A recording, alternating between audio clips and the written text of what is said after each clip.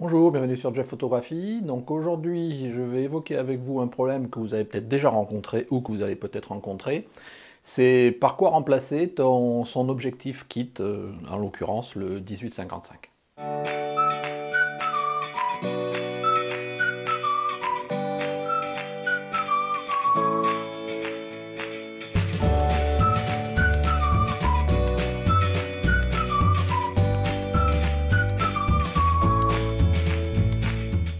Alors aujourd'hui, je vais vous présenter ma démarche pour remplacer mon objectif kit 18-55 et donc lui trouver un remplaçant. Donc si vous me suivez, vous savez que je suis chez Canon. Si vous êtes Nikoniste ou Sony ou Pentax ou autre, ne quittez pas tout de suite parce que vous verrez que la démarche et même un certain nombre des produits que je vais vous proposer ou vous présenter, bah, ils sont valables quelle que soit la marque, ils ne sont pas spécifiques de Canon.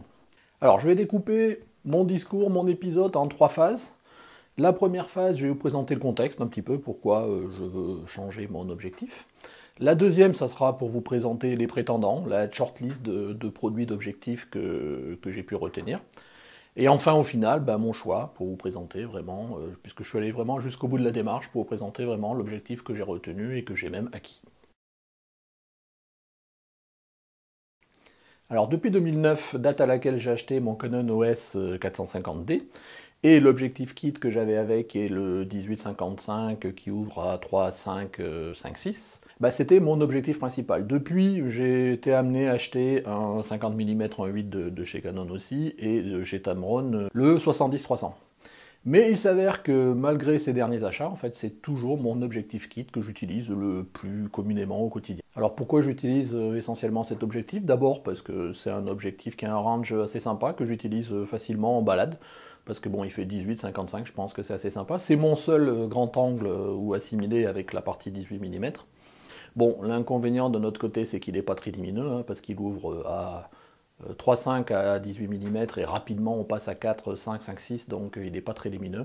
Et donc ça me manquait, j'avais vraiment envie d'investir dans un objectif un peu plus qualitatif, et donc à partir de ça, j'ai lancé ma démarche que je vais vous expliquer aujourd'hui. Alors, mes critères de choix pour trouver un remplaçant à mon objectif kit, c'était d'une part garder globalement un range de focale à peu près équivalent. Donc là on est sur 18-55, donc on va dire ça passe de 15 à 80 potentiellement. D'avoir une ouverture constante au moins à 2,8, enfin même pas, d'avoir une ouverture constante à 2,8. D'avoir un bon piguet, tant qu'à faire, autant avoir amélioré grandement le piguet. D'avoir une stabilisation si c'est possible, parce que ben, quoi qu'on en dise, je pense que des fois ça peut toujours être utile en faible luminosité. D'avoir un moteur silencieux, parce que ça c'est important, parce que je me filme régulièrement sur mon 70D avec bah, cet objectif-là, donc pour l'instant avec mon objectif kit et puis après avec son remplaçant. Et bah, quand je filme, il faut qu'à la fois il soit rapide et silencieux pour pas gêner la partie prise de vue. En autre critère, idéalement, je rechercherai, comme je fais souvent à chaque fois que j'achète un nouvel objectif, qui soit compatible full frame. Donc ça, ce serait l'idéal, parce que bon, on ne sait jamais, j'envisage peut-être dans quelques années de passer en full frame, si ce n'est que d'ici là, le full frame soit abandonné au détriment de l'hybride. Mais bon, en tous les cas, je préfère, tant qu'à faire, à ne pas avoir à racheter, vendre des objectifs. Donc si l'objectif est compatible full frame, ça serait un plus. Et enfin, bah, j'avais un critère de prix où je voulais pas investir des milliers et des cents, j'ai pas trop les moyens, donc déjà là, donc globalement mon critère de prix, qu'elle soit neuf ou en tous les cas occasion, mais je voulais pas dépasser 400 euros. Alors, en ce qui concerne ma démarche, c'est une démarche que j'applique quel que soit l'objet geek, entre guillemets, technologique que je veux acheter, que ce soit un téléphone, un ordinateur, une télévision, ou dans le cas qui nous intéresse, un objectif. Bah, je commence à regarder un peu partout sur Internet les tests, les listes de produits qui sont sortis, les forums, pas mal de choses dans ce sens-là, pour regarder un petit peu la vie, tous les gens, les produits qui sortent en fin du lot. Une fois que j'ai fait le tour, j'essaye de dresser une shortlist des produits qui vraiment sont intéressants. Et là, pour le coup, j'investigue à fond tous les tests, tous les revues qui sont en français et en anglais, qui ont pu être faits, tous les forums de partout où on essaye de le citer, alors quand je dis tout, dans la mesure du possible, pour vraiment me forger un avis sur ce qui est positif, ce qui est négatif. Alors bon, c'est vrai qu'on retrouve souvent les aspects négatifs, mais bon, si on arrive à faire la part du vrai et du faux, on arrive à se faire un avis globalement sur la qualité de l'objet. Et bien évidemment, au final, ben, je choisis en très shortlist 1 à 2 produits généralement, ceux qui correspondent le mieux au niveau rapport qualité-prix performance. Et après, je dirais, c'est souvent l'opportunité du moment, soit j'arrive à trouver une vente flash, soit une promotion, ce genre de choses qui permet des fois de choisir. C'est plus, je dirais, l'actualité qui fait que je choisis entre les 2 ou 3 finaux dans ma shortlist. Donc les prétendants. Donc là, ce que je vais vous présenter maintenant, c'est ma fameuse shortlist sur mes recherches pour le remplaçant de mon objectif kit. Donc j'ai 7 objectifs de plusieurs marques. Bon, je vais vous le présenter un par un avec globalement ses grandes caractéristiques par rapport à mes critères. Donc le premier, c'est le Canon EFS 1755-2.8. Donc ce Canon, je vous affiche la fiche technique. C'est une monture APS-C, donc il n'est pas full frame. Un range 18-55, donc il est compatible avec ce que moi je cherche pour remplacer l'objectif kit. Il a une ouverture de 2.8 constant, donc ça c'est bon. Il est stabilisé. Il a un moteur ultrasonique, donc qui est rapide et pas bruyant. Il a un diamètre de filtre 77 mm, ça peut être toujours intéressant à considérer en fonction des diamètres de filtre qu'on peut déjà avoir. Moi aujourd'hui mon diamètre de filtre le plus gros que je peux avoir, et même le filtre que j'ai qui est le plus gros, c'est un 62 mm, donc que ce soit 72, 77 ou autre, je serai obligé de racheter. Donc pour l'instant pour moi c'est pas forcément un critère important. Son prix, donc là il est important, donc c'est le prix du moment où je vous parle, donc on est en août 2016, il est à 765 sur Amazon. Donc c'est un prix conséquent. Le deuxième produit, c'est le Canon EFS, donc toujours pareil, donc une monture APS-C, 15-85. Donc là on voit dans le range, j'en ai déjà bien plus grand, ça ouvre un certain nombre de possibilités. Par contre, il est à focale variable, donc il fait du 3.5-5.6, la même chose que mon objectif kit. Donc ça, c'est pas forcément bien. Stabilisation, oui, il est stabilisé. Il a un moteur ultrasonique de dernière génération, diamètre de filtre 72 mm. Il reste encore très cher parce qu'il est à 690 €, donc c'est encore très cher. Le troisième, encore un Canon, donc là c'est un objectif de la série L, donc ça fait toujours un petit peu rêver, ça fait l'attrait de la série L. C'est le Canon EF 1740 à ouverture constante f4. Donc là, en termes de range, on est un peu plus réduit, mais on est bon an mal an encore dans la partie que je me suis donnée. En ouverture, on n'est pas de 8, on est à f4, et surtout, il n'est pas stabilisé. Donc ça, c'est une problématique. Diamètre, excusez-moi, de filtre 66,7 mm. Et le prix, c'est une série L, même si c'est une des entrées de gamme de la série L, il est à 740 €. Donc toujours pareil, ce n'est pas donné.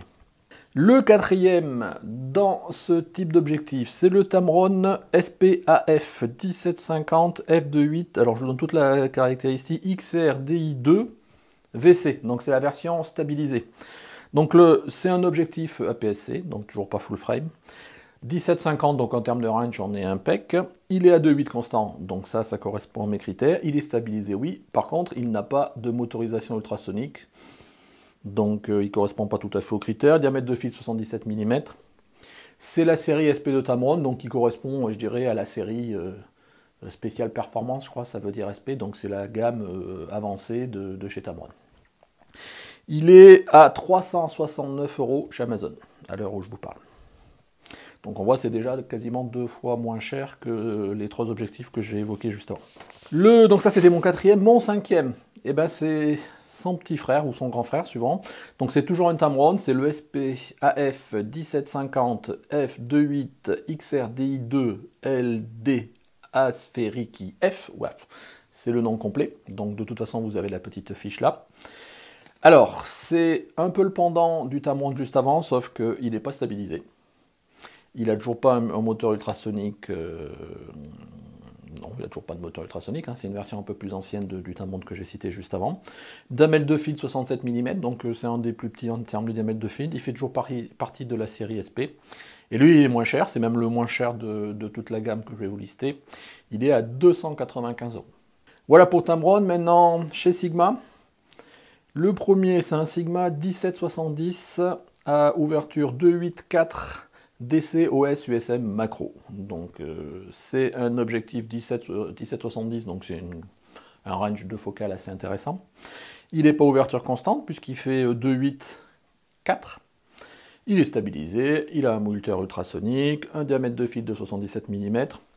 Il a la petite annotation macro, bon, c'est-à-dire qu'on arrive à faire, hein, c'est plutôt de la proxy avancée, hein, c'est-à-dire qu'on a une distance de mise au point qui est de 22 cm.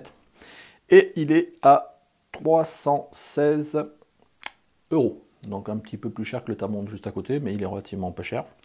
Et enfin, le dernier, c'est toujours un Sigma, c'est le Sigma 1750 f28DC OS USM EX. Donc, toujours pareil, encore un objectif APS-C, le range 1750, donc c'est impec, il est à 2,8 constant, il est stabilisé, il a un moteur ultrasonique OK, un diamètre de filtre 77 mm, comme la plupart. Il fait partie de la série EX, donc la série Excellence de Sigma, c'est un peu le pendant du SP chez Tamron et dans une moindre mesure de la série L chez Canon. Et lui, il est à 243 €. Donc on voit un certain nombre d'objectifs qui sont plutôt dans les 700 €, un certain nombre qui sont entre 300 et 350, voire 400 €. Alors pour ces 7 prétendants, je les ai réunis dans un tableau que je vais vous afficher juste après. Dans ce tableau, j'ai repris les principales caractéristiques qui m'intéressent. J'ai remis le prix. J'ai remis aussi un critère intéressant qui est la garantie, nous allons voir. Et j'ai intégré des facteurs de score et de notes que j'ai pris à la fois sur DxOMark et à la fois sur PhotoZone. Donc on va le voir. Donc voilà, je vous l'affiche à l'écran maintenant. Voilà, donc ce tableau résume bien un peu toutes les caractéristiques de ces appareils, avec des notes score, bon, qui sont objectives, bon, je sais pas, hein, il faut les prendre pour ce que c'est, hein, c'est jamais que des notes. On voit que bon an mal an, ils se rapprochent tous un petit peu, hein, c'est pour ça qu'ils font partie de ma shortlist. Par contre, après, ils ont des critères que je souhaite ou que je ne souhaite pas, en plus ou en moins. Ils ont des prix qui peuvent être plus ou moins élevés ou pas. Donc ça permet en tous les cas de recenser tous les différents produits et leurs caractéristiques. Ce que j'ai fait maintenant, c'est pour évaluer la partie piquée de ces objectifs-là. J'ai appliqué une technique qu'a cité Sylvain Lepoutre sur sa chaîne Mon Petit Réflexe, un épisode que je vais vous mettre là, quelque part, où il expliquait comment on pouvait utiliser la multitude de données qui sont fournies par le site DxOMark pour qualifier les objectifs, et notamment pour la partie, dans la rubrique Sharpness, utiliser l'onglet et la propriété Field Map qui permet d'avoir une appréciation du piqué, du rendu du piqué sur l'objectif avec carrément, bon, on a un petit dessin de l'objectif et du centre jusqu'à l'extérieur, ça permet d'avoir avec une couleur de rouge, c'est pas bon, à vert foncé, c'est très bon et ça permet d'avoir la map a priori de piqué. Donc j'ai fait l'exercice de passer nos 7 candidats et de faire les maps à différents couples ouverture focale pour voir un peu ce que ça donnait en termes de sharpness, comme on dit, de netteté qui est donné pour ces objectifs. Donc je vous affiche maintenant les résultats que j'ai classés. Donc le premier tableau, c'est un récapitulatif donc, de mes 6 objectifs. Je n'ai pas intégré à ce stade-là l'objectif 1740 de la série L parce que je l'ai déjà évacué, je dirais, à ce stade-là de base, parce que bon, il est trop cher pour moi, il n'est pas stabilisé. Je pense que pour moi il commençait à sortir hors catégorie, donc je ne l'ai pas pris, je ne l'ai pas retenu. Mais par contre j'ai retenu pour l'instant les 6 autres. Donc ce que l'on peut voir sur la partie test à 2.8, à plusieurs ouvertures, 17 mm, 35 mm et 50 ou 55 suivant l'objectif, globalement l'objectif qui sort le plus du lot c'est le Sigma 1750 et le Tamron le Canon, excusez-moi, 1750. À ouverture 5.6. Ce que l'on peut voir, c'est que tous les objectifs sont globalement bons, avec un léger avantage au Tamron et au Canon 1755. C'est à peu près équivalent. J'aurais voulu faire à focale f4, mais pour ces objectifs-là, et pour mon appareil, en tous les cas, c'était pas posé dans les données DxO. Après, la même chose à f8. Donc là, on peut voir, toujours pareil, au même focale. Et globalement, on voit qu'ils sont tous globalement bons, avec un très léger avantage au Canon, donc cette fois-ci les deux, et au Tamron, les deux aussi. À f11, là tous les objectifs, on voit, ils sont globalement moyens. Il n'y en a pas vraiment un qui sort du lot en mieux ou en moins bien. Voilà, bon, au global de ces quelques chiffres, qu'est-ce qu'on peut retenir? C'est globalement tous ces objectifs, ils se valent plus ou moins, avec peut-être quelques petits plus, peut-être petits moins, suivant la focale ou ouverture. Ils sont globalement tous bons. On voit quand même que les objectifs à focale constante sortent un petit peu du lot. Donc ça permet déjà de donner une orientation. Et de toute façon, ce n'était pas un critère pour moi d'avoir de retenir des objectifs à focale variable. Donc ça me conforte dans mon choix. Et donc vraiment, je pars sur la partie ouverture constante à 2,8. Alors, mon choix au final, avec toutes les informations que j'ai pu vous donner, j'ai retenu deux objectifs. Le premier, c'est l'objectif Tamron, donc 1750 2.8, la version stabilisée. Le deuxième, c'est le Sigma 1750 2.8, de fait, il est stabilisé lui aussi.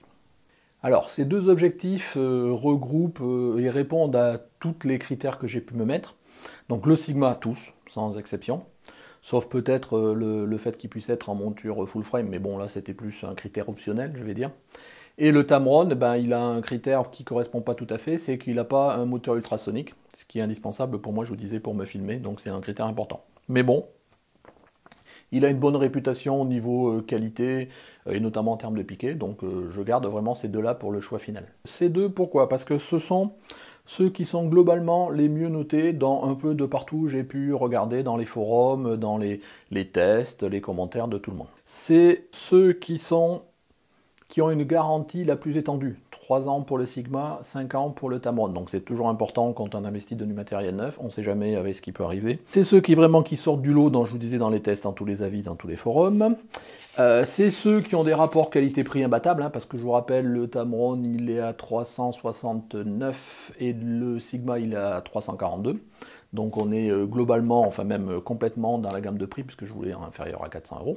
Le Tamron est, alors en version non stabilisée, bizarrement, est souvent plébiscité dans tous les forums. Bizarrement, par exemple dans des sites comme DxO ou autres, c'est plutôt la version stabilisée qui ressort. On a même pu le voir d'ailleurs dans les field maps sur la partie sharpness là. Bon, ce qu'il faut en penser, je sais pas. Dans tous les cas, moi je voulais qu'il soit stabilisé, donc je pars plutôt sur le choix de la version stabilisée. Après, si on regarde un petit peu les forums, souvent on voit donc le Sigma qui sort du lot et le Tamron. Par contre, souvent, un certain nombre, en tous les cas, des avis que j'ai pu voir sur les forums, datent d'il y a un certain nombre d'années. Et souvent, les critères qui faisaient vraiment pencher au final les gens pour le Tamron, c'était la différence de prix, parce qu'à cette époque-ci, le Tamron était déjà dans les 300 et quelques euros. Et le Sigma, à l'époque, il était plutôt dans 600. Donc quand on part 300 à 600, beaucoup de gens disaient, en rapport qualité-prix, il vaut mieux prendre le Tamron.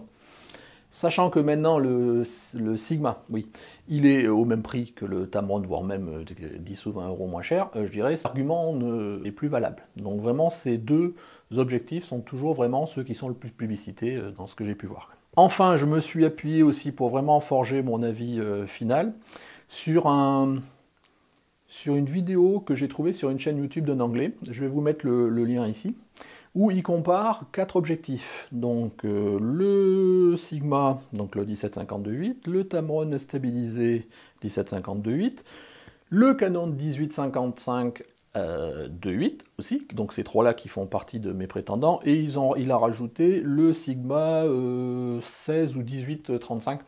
Bon, pour le coup, qui en termes de range, moi, m'intéressait pas, donc c'est pour ça que je ne l'ai pas sorti du lot.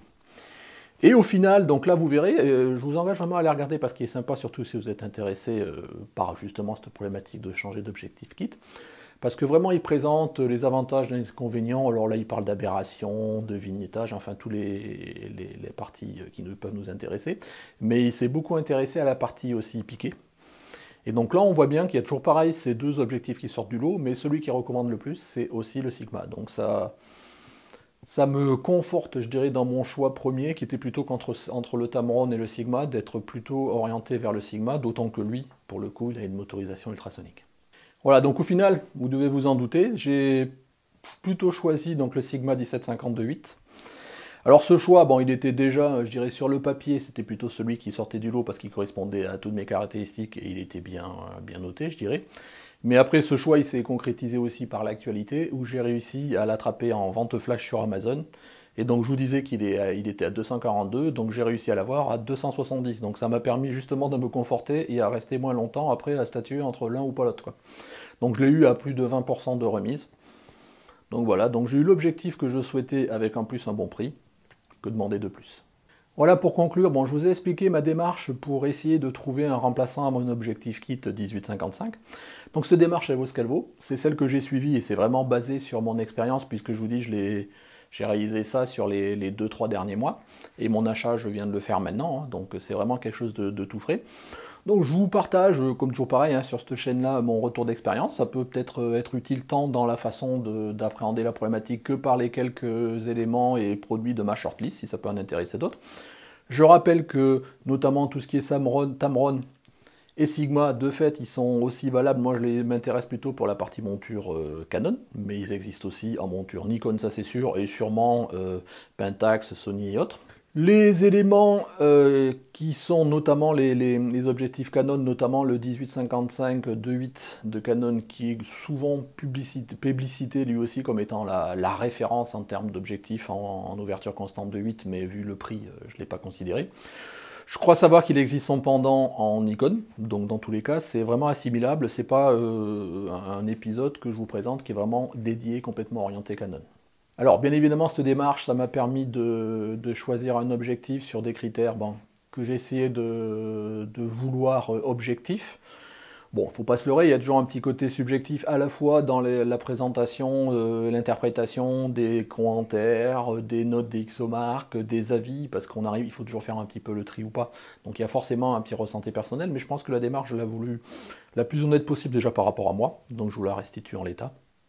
Et vous, avez-vous déjà eu cette problématique? Comment l'avez-vous traité? Est-ce que c'est quelque chose que vous avez envie, que vous êtes en train de regarder? Dans ce cas-là, est-ce que je vous ai présenté peut vous être utile ou pas? Si vous l'avez déjà traité, quelle démarche avez-vous suivi? N'hésitez pas à me faire vos retours en commentaire pour le partager si ça peut être utile avec le plus grand nombre. C'est un peu le but de cette chaîne-là, hein, c'est le partage, de façon qu'on puisse échanger autour de problématiques qui nous sont communes. Donc voilà, cet épisode se termine. Donc je vous rappelle ici le concours photo qui court toujours sur le mois d'août. Donc si vous n'avez pas participé, n'hésitez pas, hein, allez sur l'épisode pour voir les modalités et après participer. Donc vous avez encore un peu plus de 3 semaines, hein, n'hésitez pas, ça prend fin le 31 août. Écoutez, n'oubliez pas les 3 P, hein, passion, partage, plaisir. Donc la passion, le partage, c'est ce que je vous fais là pour retranscrire mon expérience. Le plaisir, c'est au quotidien, on y est toujours, je prends plaisir à vous retranscrire. Donc merci de m'avoir suivi, des commentaires aussi sinon pour me dire ce que vous pensez de cet épisode-là, un petit pouce si vous avez aimé, si vous n'êtes pas abonné, je vous engage à vous abonner. Mon lien Facebook, si vous ne me suivez pas encore sur ma page Facebook, et puis dans tous les cas, merci de m'avoir suivi, et puis au revoir.